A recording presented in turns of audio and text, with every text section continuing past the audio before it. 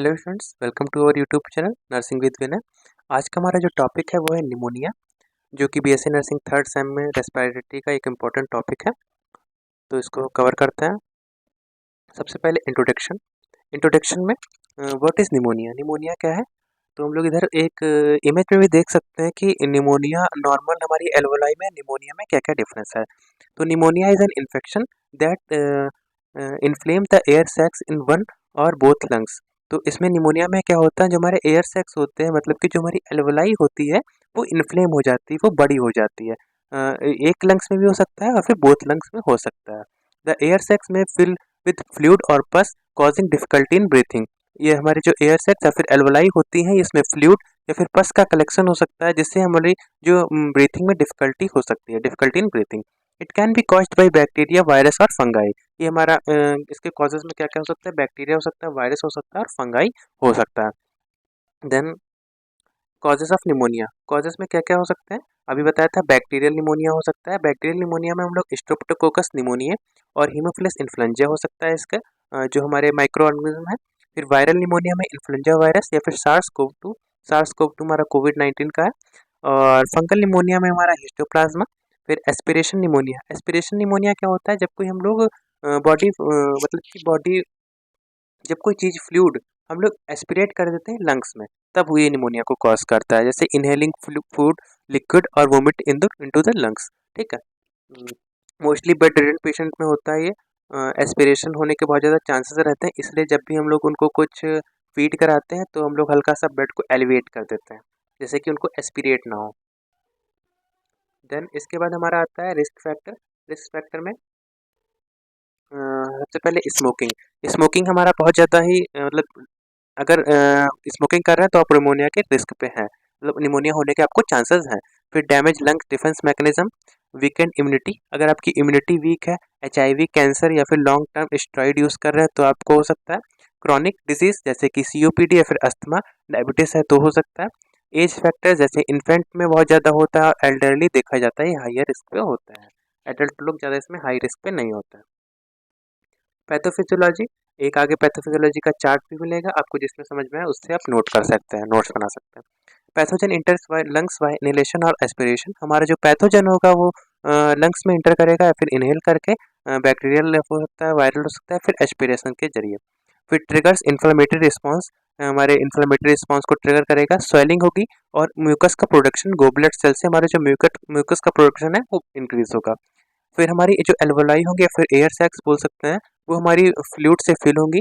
Impaired gas exchange, जिससे हमारा जो CO2 और O2 का एक्सचेंज होता है लंग्स में वो प्रॉपर नहीं हो पाएगा। लीड्स टू हाइपोक्सिया, हाइपोक्सिया होगा, low oxygen level, cough, fever and difficulty in breathing. ये हमारी पैथोफिजियोलॉजी है निमोनिया की। ये आगे हमारा एक इसमें फ्लो चार्ट में भी है, देख सकते हैं। जैसे नॉर्मल फ्लो हमारा हुआ, इनहेलेशन या एस्पिरेशन की वजह से हमारे इसमें गया, लंग्स में गया। फिर अगर हमारा नॉर्मल डिफेंस मैकेनिज्म है, मुझे हम लोग को कोई भी डिजीज़ नहीं है, तो ये हमारा कोई भी इन्फेक्शन नहीं कॉज करेगा, क्योंकि वहाँ से हमारी जो इम्यून सिस्टम है वो इससे फाइट कर लेगा। पर अगर हम लोग का इम्यून सिस्टम वीक है तो हम लोग को यहाँ पे निमोनिया फेस करना पड़ सकता है। Impaired mucociliary function, impaired immune cell function, तो निमोनिया हो सकता है। देन इसके बाद sign and symptoms. Sign and symptoms मतलब कि निमोनिया होने के बाद हम लोग को क्या क्या साइन एंड सिम्टम्स दिखेंगे। तो इसको हम लोग माइल्ड, सीवियर और रेड फ्लैग के, मतलब कि इसको 3 कैटेगरी में देख सकते हैं। मोस्टली ये साइन एंड सिम्टम पूछे जाते हैं 3 नंबर में, फिर 5 नंबर में। तो माइल्ड सिम्टम्स क्या होते हैं, कफ, फीवर, फटीग और चेस्ट पेन। चेस्ट पेन मतलब एंजाइना हो सकता है। ये हमारे कुछ माइल्ड सिम्टम्स हैं। सीवियर में shortness of breath, blue slips और confusion, high fever. Blue slips क्योंकि हाइपोक्सिया हुआ इसलिए होगा। फिर रेड फ्लैग में if untreated it can lead to respiratory failure, अगर ये हमारे को ट्रीट नहीं किया गया है माइल्ड और सीवियर सिम्टम्स देखने के बाद, तो ये हमारा रेस्पिरेटरी फेलियर का भी रूप ले सकता है। देन इसके बाद ये हमारा साइड में एक इमेज भी है, जिसमें कुछ और दिए हैं थोड़े बहुत सिम्टम्स, जैसे कि कफिंग ये दिया था, fever, dizziness, breathing problems, rapid heart rate, tachycardia हो सकता है, और chills, sweating, chest pain, Altered mental state और कफिंग तो बता दिया। ये हमारे साइन ऑफ सिम्टम्स थे। देन इसके बाद डायग्नोसिस ऑफ निमोनिया, कैसे डायग्नोस्ट करेंगे कि पेशेंट को जो है निमोनिया हुआ है। फिजिकल एग्जामिनेशन क्रैकलिंग साउंड होगा लंग्स से। चेस्ट एक्सरे कराएंगे, जो एक आपको चेस्ट एक्सरे दिख भी रहा होगा। ये हमारा लंग इन्फेक्शन शो कर रहा है। जो वाइट स्कार्स हमारा है ये निमोनिया का मतलब एक्सरे है, चेस्ट एक्सरे है, जिसमें जो वाइट स्कार है ये निमोनिया शो कर रहा है। स्पुटम टेस्ट आइडेंटिफाई करेगा पैथोजन को, कौन सा है, बैक्टीरियल है, वायरल है, फंगल है, इसीलिए स्पुटम टेस्ट कराएंगे। फिर ब्लड टेस्ट हमारा जो check for the infection markers, जिसमें सीबीसी वगैरह हम लोग करते हैं। पल्स ऑक्सीमेट्री, ऑक्सीमेट्री मतलब O2 सेचुरेशन, हमारा जो ऑक्सीजन लेवल है उसको चेक करने के लिए करेंगे।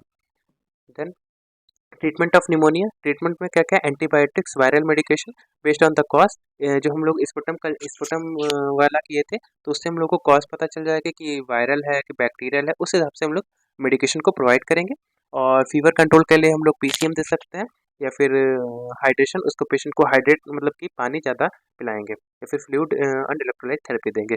ऑक्सीजन थेरेपी दे सकते हैं फॉर सीवियर केसेस, अगर हम लोग को उसको O2 सेचुरेशन लेवल को बढ़ाना है, या फिर उसको उसका O2 सेचुरेशन लेवल बहुत कम है तो उसको ऑक्सीजन थेरेपी देंगे।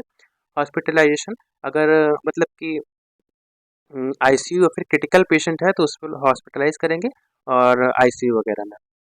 देन इसके बाद नर्सिंग मैनेजमेंट में क्या क्या करेंगे, मॉनिटर वाइटल्स, जो हमारे टीपीआर बीपी है उसको, नॉर्मल वाइटल्स है उसको ना देखेंगे।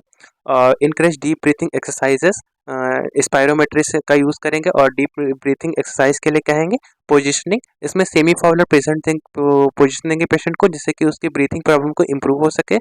और इंक्रीज्ड फ्लूइड इनटेक, हम लोगों ने डिहाइड्रेशन, जैसे कि अभी बताया था, हाइड्रेट रखेंगे पेशेंट को, जिससे फ्लूइड इनटेक उसका बढ़ा देंगे, जो हमारा म्यूकस को क्लियर करने में हेल्प करेगा।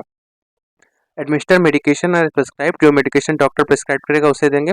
प्रिवेंट क्रॉस इन्फेक्शन, जो हमारे हैंड हाइजीन है, आइसोलेशन करना है पेशेंट को, जिससे कि जो क्रॉस इन्फेक्शन हो रहा है उसको प्रिवेंट कर सकें। देन इसके बाद प्रिवेंशन ऑफ निमोनिया, प्रिवेंशन में क्या क्या कर सकते हैं, वैक्सीनेशन होती है, न्यूमोकोकल इन्फ्लुएंजा वैक्सीन वो दे सकते हैं। और क्विट स्मोकिंग, स्मोकिंग को तुरंत वहाँ पे छोड़ना होगा, जिससे कि जो हमारे लंग्स डैमेज हो रहे हैं वो ना हो। Hygiene measures, hand washing, wearing mask, mask wear कर सकते हैं जब भी नर्स पेशेंट के साथ जाए तो मास्क वियर कर ले, और वो 5 मूवमेंट्स को फॉलो करें। फिर healthy life style, good nutrition and exercise से प्रिवेंट कर सकते हैं हम लोग। देन यहाँ पे ये स्लाइड्स खत्म होती हैं और निमोनिया हो चुका है हमारा टॉपिक। अगर आप लोग को ये वीडियो अच्छी लगी तो वीडियो को लाइक करिए और चैनल को सब्सक्राइब करिए। और अगर आपको कोई एक नए टॉपिक की वीडियो चाहिए या फिर कोई किसी भी टॉपिक पे, तो आप लोग हम नीचे कमेंट कर सकते हैं, मैं ट्राई करूँगा वीडियो डालने का। Thank you.